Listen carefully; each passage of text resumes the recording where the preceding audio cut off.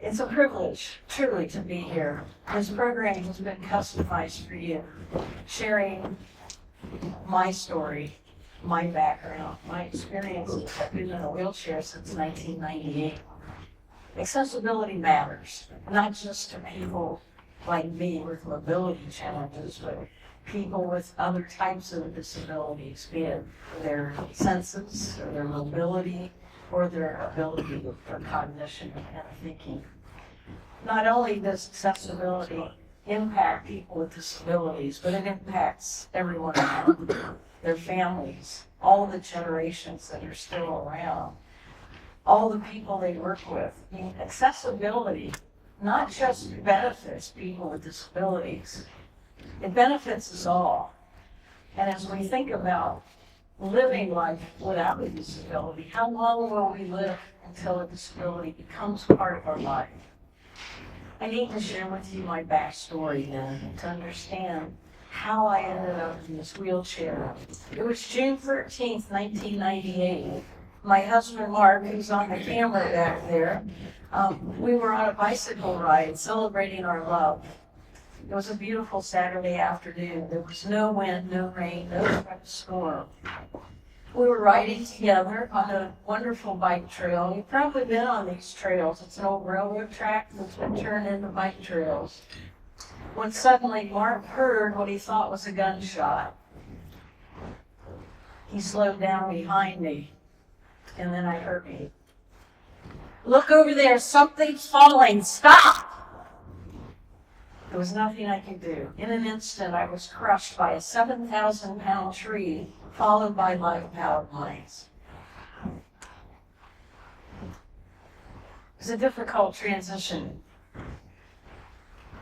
Life in a wheelchair. I spent the summer of 1998 at Dodd Hall at the Ohio State University in rehabilitation, and then 2 more years, 3 days a week, in physical and occupational therapy. Spinal cord injury, broken neck, broken back, broken sternum, broken ribs, broken spirit. Trying to figure out now what.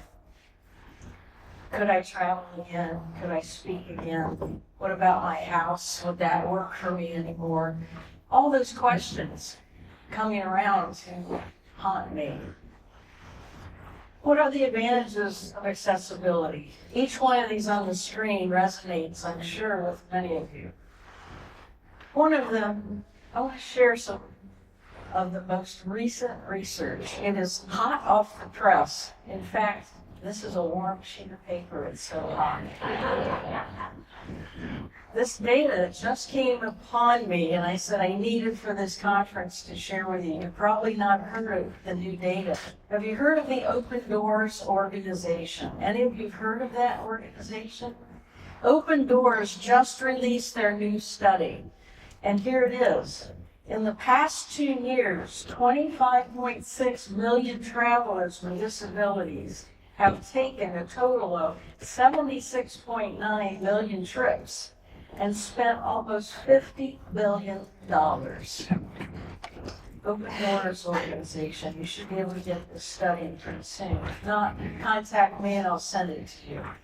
In the past 2 years, 31% of adults with disabilities have taken a flight on a trip, amounting to nearly 13 million air travelers, taking 25.4 million air trips, generating $10 billion in spending.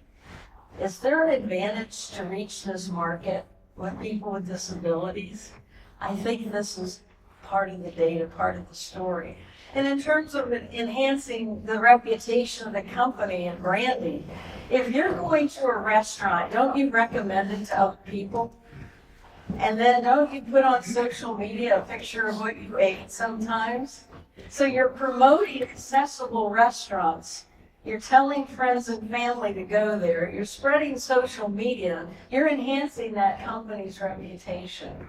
And so if you can't get into a restaurant because there's steps and you're in a wheelchair, you just roll on by and say, I'm not going there. The same with any little boutique or retail shop or bakery or coffee shop. You just roll on by.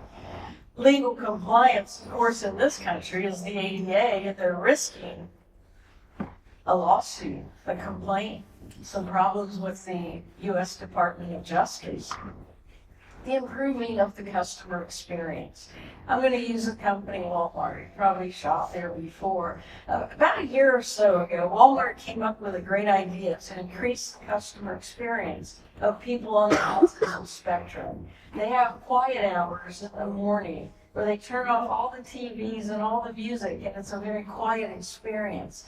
They did the data collection, found that indeed, their profits were growing because of this, and now they want to increase these quiet moments for shopping because it's attracting more people that just felt like, I want to be in Walmart, but I don't have to hear all of the audio that's going on, all the music and all the TVs on their monitors. So it is a customer experience. The other company I'd like to bring attention to, and many of you have probably gone there, Starbucks. Starbucks is one of my clients. They hired me to be on the accessibility consulting team to make it a better experience, not just for the customer, but also for the employees. And if you're in Washington, D.C. at the Starbucks here the Gallaudet University, you'll see the new Starbucks, which is now the inclusive model that Starbucks is using going forward. As you know, Gallaudet University is the university for the deaf. So what did they do in this Starbucks? Sign language is known by most of the employees. The manager is deaf.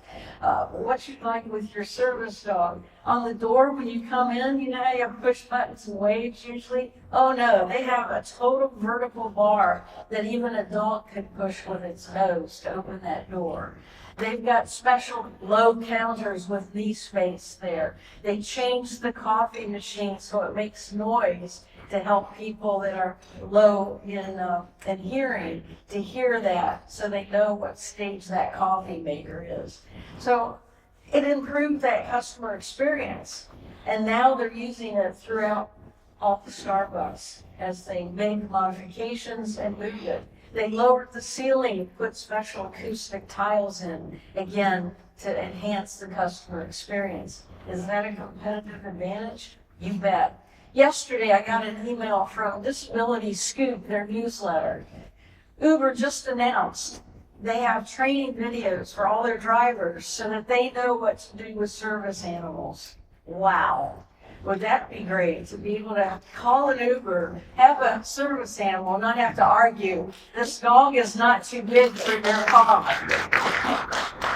Uber also announced that now you'll be able to identify yourself if your vision is lower or blind, or if you have low hearing or deaf. The driver will know when they pick you up. That just came out yesterday, the Disability Scoop newsletter. Competitive advantage? What's Lyft going to do now that Uber came out with their accessibility standards? Safety for all. Who wouldn't want grab bars in a hotel? Who wouldn't want them in a restaurant situation? Accessibility benefits everyone, not just the people with disabilities. I like this one. Your most vulnerable customer is your most valuable customer. That's the person that is going to be helping with the economic driver. So if we see the trend, I guess we are at a tipping point right now here in the U.S. The tipping point is people are aware that they need to do a better job with accessibility. And it's a powerful economic driver to make modifications so that more people can purchase their products and services and have a more equitable experience. The number of people in this country, you've probably seen the data, it's about 1 in 4 people have a disability in the United States. Those who can't walk or climb steps in the mobility category. Those who can't remember, make decisions, think clearly, the cognitive.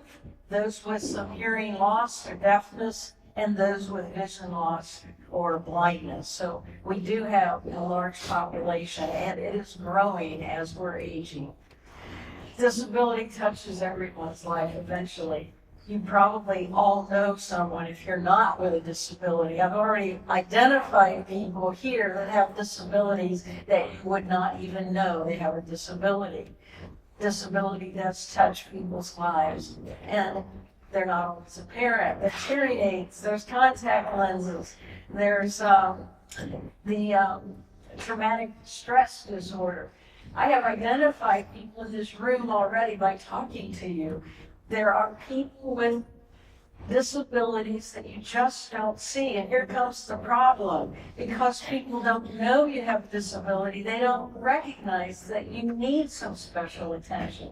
So if you go into an accessible restroom that's labeled as a special part of the theater, that this particular room is only for people with disabilities, and you're in line there, and you don't look like you're disabled, do the other women look at you differently? You know, you can't always judge a person by the physical appearance. The woman in front of me had a colostomy bag. She needed that restroom just as much as I did. And she felt kind of odd in that line with other people with more physical disabilities. So what are they? Here they are. There are a lot of non-apparent invisible disabilities that people acquire. They may have acquired from birth, or they may have acquired them as they continue to live. So realizing we need to move forward.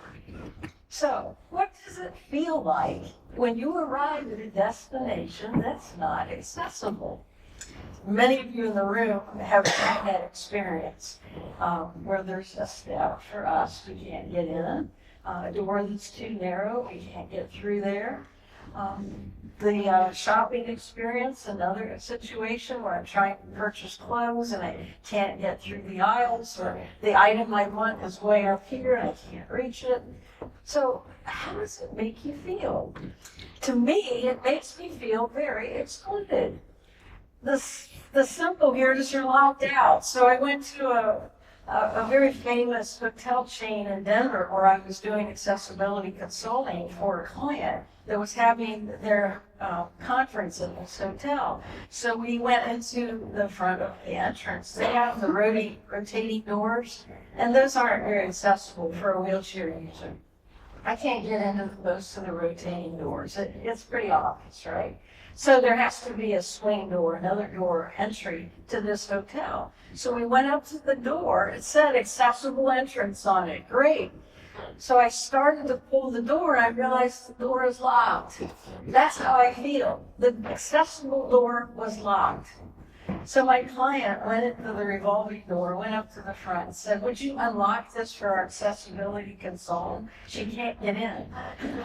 So, of course, we had to ask, why was this door locked? If this is your accessible entrance, here's the answer. So security purposes, we don't want the homeless in here. Not a good answer. Not a good answer at all. My client was livid. We've got to work on exclusion. Mark and I this summer had a 17-day tour of London, England. A beautiful mixed vacation and leisure trip for pleasure. The new word is leisure trip. Business and pleasure. We had heard that the accessible restrooms, they call them toilets there. You're looking for toilets in England, all through the UK. Here it's restrooms. There you look for toilet signs. So we're like, okay. Mark had researched this before and said, it says here on this website that you need a special key to get into the accessible toilets. This is it. I brought it from London.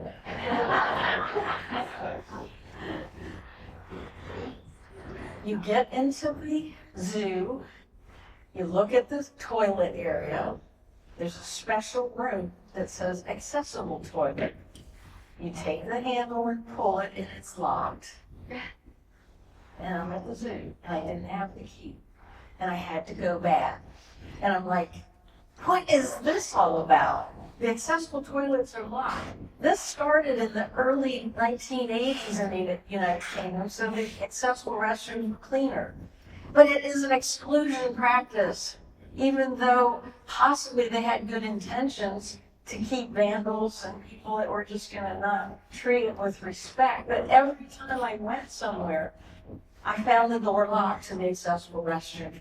Fortunately, there was a woman in line behind me that saw that I couldn't get in the zoo restroom, And she goes, do you have the radar key? I said, no, I don't have a radar key. We tried to get one at the pharmacy, and they said they don't have them, and they didn't know where I could get one. The woman had one in her purse. She goes, here, this is the one she gave me. She goes, here, take mine. I've got another one at home. You deserve to have this while you're in London. Exclusion. I go into this modern shopping mall, and as soon as I roll in at the information desk, he goes, do you have a radar key? Otherwise, I wouldn't have been able to use the restrooms in the mall either. It's exclusionary practice. It's got to stop. And then restrooms that are just aren't big enough for me to get in. They've got to be more accessible. I am so happy I live in the U.S. I came home and I'm like, oh my gosh, I go into any restroom, there's a whole bunch of stalls. One of them is going to be accessible. I don't have to find a separate little room with a special secret key. So if the world were more accessible, our disabilities are less limiting. That's what we're trying to do, to make everything easier, to make life easier through some adaptive design principles. So as you're knowing about accessibility, it's not accessible if it's not inclusive. We argued that when we built our home. We were certified by the U.S. Green Building Council to be a green home, and there was nothing there about accessibility. I go, how could our home be sustainable if you can't even get in it? It's got to be accessible. And so we're looking at compliance and regulations and requirements with the ADA. It is a human right. It is the equality, this justice, and it has been around since 1990. But we want to go beyond ADA. We want to go beyond compliance. We want to look at making people feel that they belong. That's the word to use. Belong.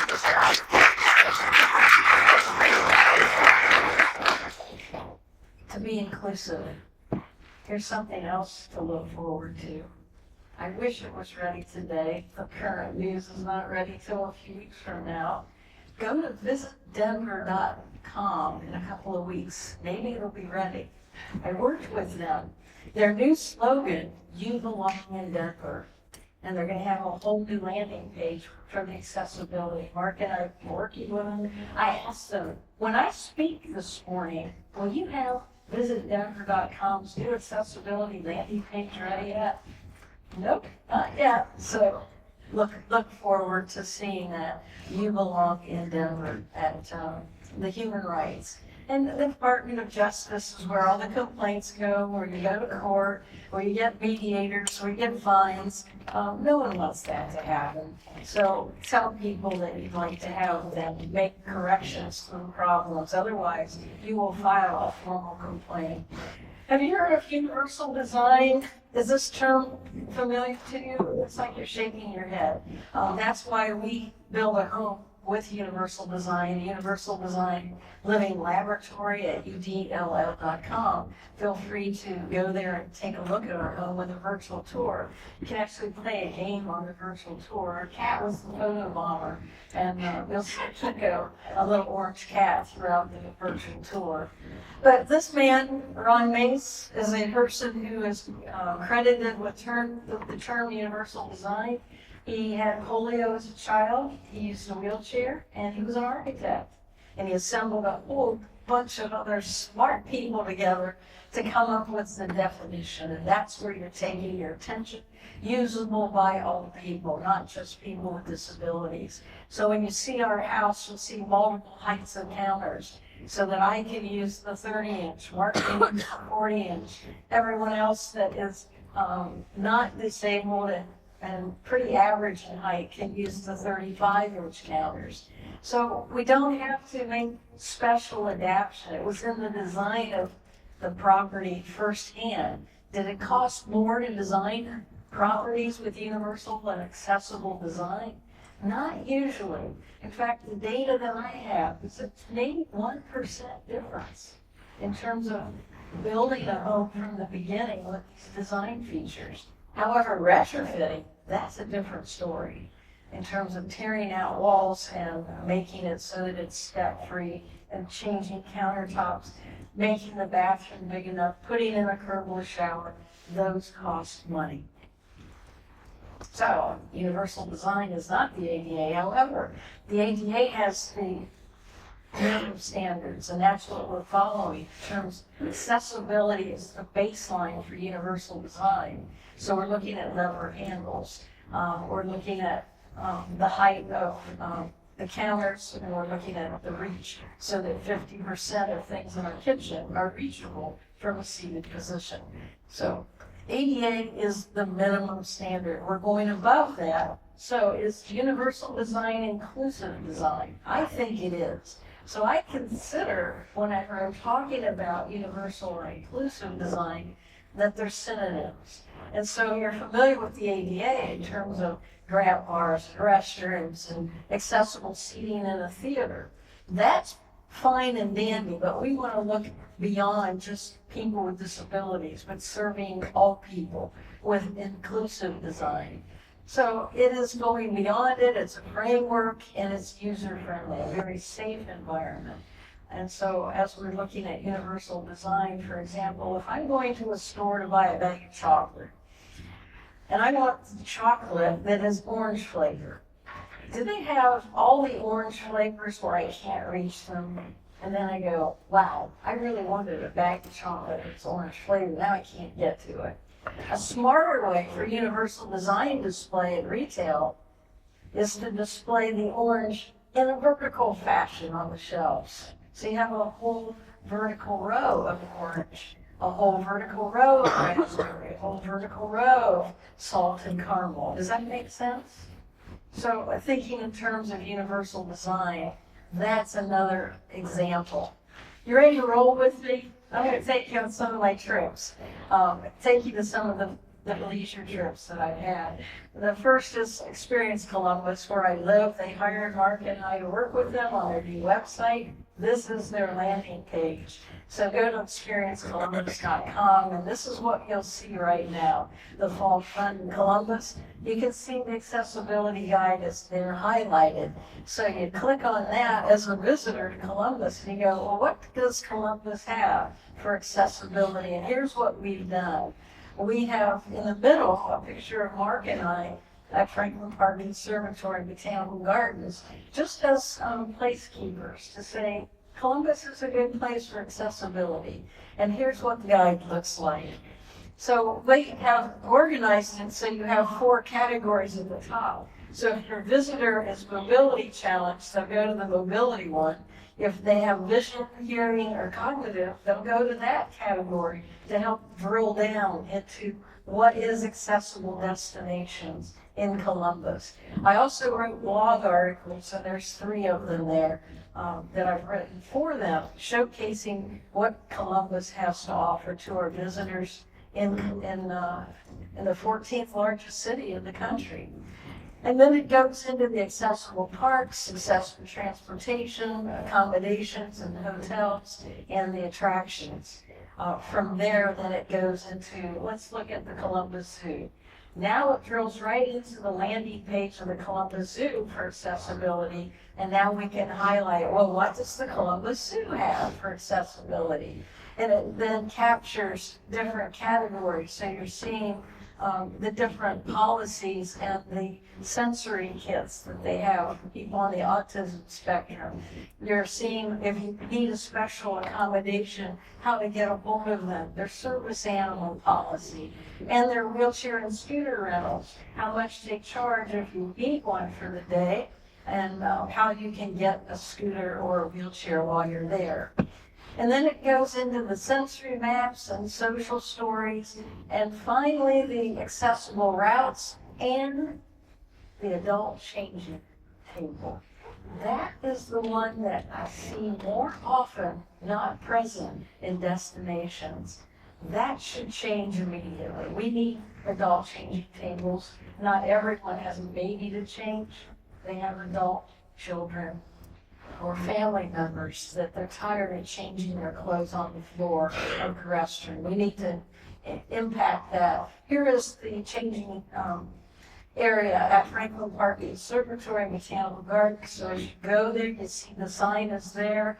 You can push the button and the door will open automatically. Once you're in, you can lock the door automatically, and that is the changing table. It is adjustable in height with a push of a button, so people can find that comfortable. It also folds back against the wall, so it's not in the way. Now we decided to go to Google Maps and see how Google Maps is a helpful aid. So if you're looking for a restaurant in Wilmington, as we were the other night, we go, hey Google, restaurants near me. We have it set on our phone on settings, and maybe you haven't done this yet. On your Google Maps setting, go to accessibility so that when you ask for a restaurant, it will showcase then the accessibility of the parking, the entrance, the restroom. So that's been very helpful as we're traveling to say, let's look at what is going to come up with the universal symbol for accessibility. So just for fun, we decided to look at our house. Hey, Google, look up the Universal Design Living Laboratory. Is it accessible? And of course, it is. And its symbol was right there. And then it showcased the entrance and the parking were accessible on our house. So fun. Fun things, little tips. Accessible parking, we need those wheelchair van spaces, about a 16-foot space so that we can get out of our vans on our own. I was at the Palm Beaches, and they hired me to go to Palm Beach and West Palm Beach. And this was the Flagler Museum. It's 102 years old, and I'm like, really? This is going to be accessible? It was totally accessible, all through the museum, inside and out, with appropriate ramping. And then we went to London, 327-year-old St. Paul Cathedral. I thought, for sure, that's not going to be accessible. How are we going to get into that major historic building? Wrong.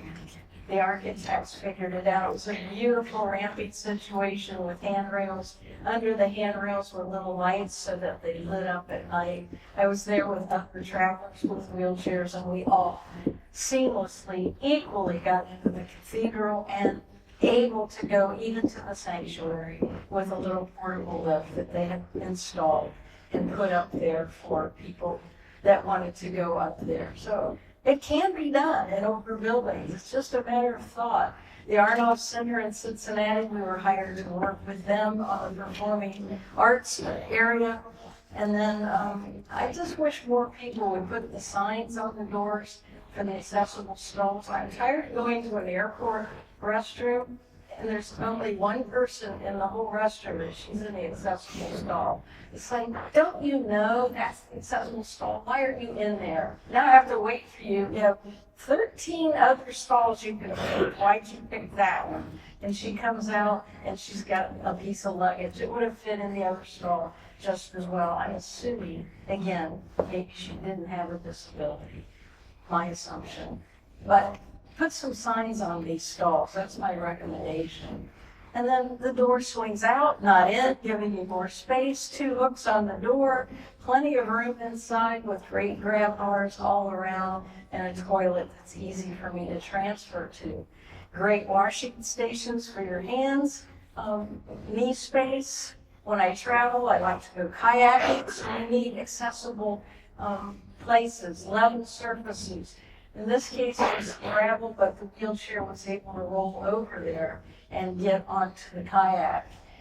This was in West Palm Beach, Mounts Botanical Garden. I found that to be very accessible also. And I love to bike in my 3-wheel recumbent bike. And in this case, it needs to be a pretty flat surface and well paved, so I can roll on it easily. The mats that take you over sand, that's another benefit for accessibility. But I got to go to Lover's Key in Florida, a nice name for a place to go. They had free beach wheelchairs. That was the first time that I was on a beach in a wheelchair. It was just a really amazing experience, having never been able to get on a beach for decades, finding this Lover's Key as a state park in Florida. So where do you get the money to do the work? It's going to cost money. It's going to cost personnel. It's going to cost time. There are tax incentives and deductions available to you.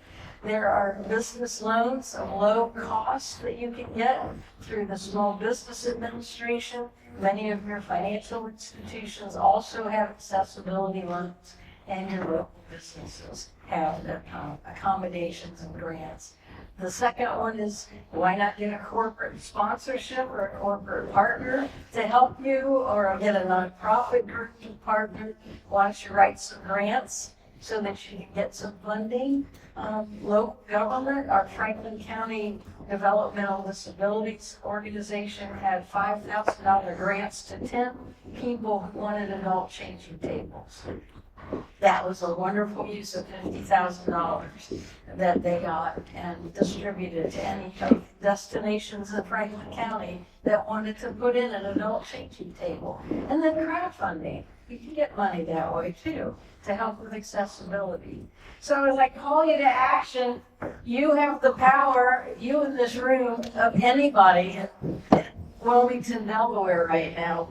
This is the power center for being able to be an advocate, to being able to invest, to raise awareness, and then to work with the disability community. Nothing about us without us. That's my home. That's my website. Feel free, if you'd like to take a virtual tour, if you'd like to connect with me, Rosemarie at rosemariespeaks.com. My other website is just simply rosemariespeaks.com. We now have reserved a few minutes for you to make comments, to ask questions, and there is a roving microphone so that your voice can be heard. I'm looking for somebody that wants to start this interaction.